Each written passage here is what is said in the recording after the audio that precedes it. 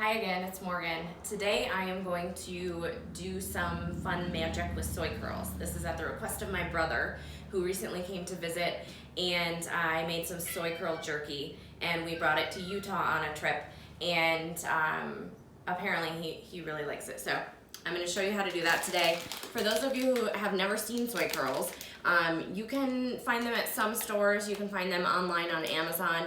Basically, they're just a whole soybean, and it's slowly cooked and dried.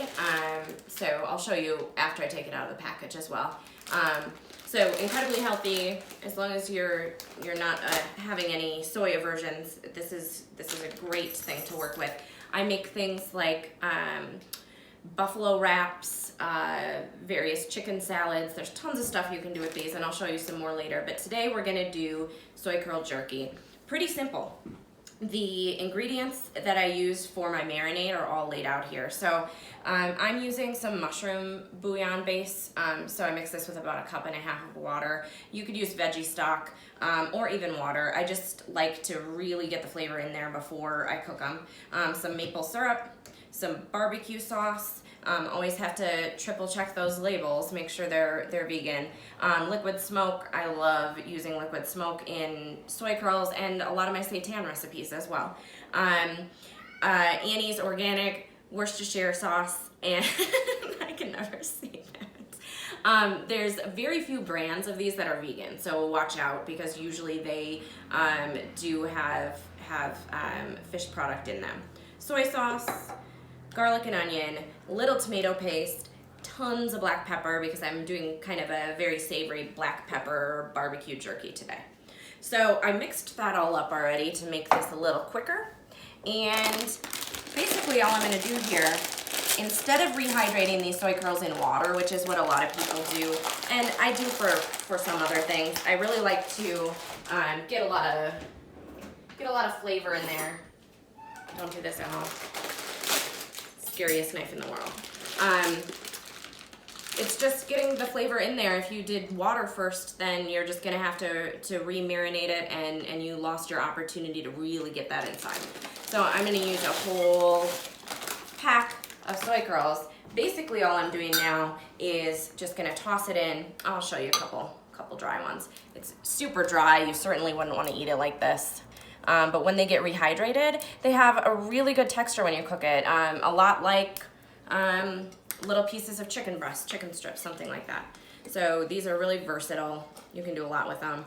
So all I'm gonna do is keep marinating this. Once in a while, stir it around for a couple of hours. And then after that, I'm gonna squish a little of the excess liquid out, and we'll pick up from there. My parrot's leaving. The soy curls have been marinating for a couple of hours now. Echo.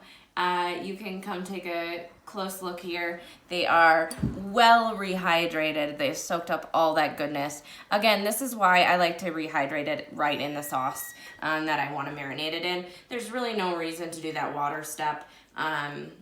It will just be a better flavor this way. So now all I'm gonna do is I'm gonna cook it 2 ways today. We happen to have an air fryer, which I got pretty recently, apprehensively, because I don't like a lot of stuff in my house that I'm not using.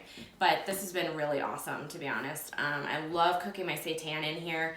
I love vegetables. Potatoes are brilliant in this thing. So I do recommend it if you're on the fence about an air fryer and have the opportunity. So this is how I've cooked them in the past. I also wanted to make sure to have an oven option. So what I'm going to do is tell you after they're cooked exactly the time that it ended up taking. But in the oven, I'm going to do a 225 bake. I'm thinking it's going to take up to an hour. A few times I'm going to toss it, all the stuff on the sheet.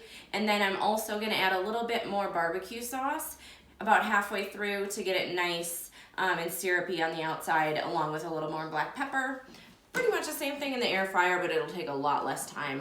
I'm thinking this took about 20 minutes last time, but I will let you guys know when we get there. Okay, we've got our jerky completed, and Echo really wants to eat it.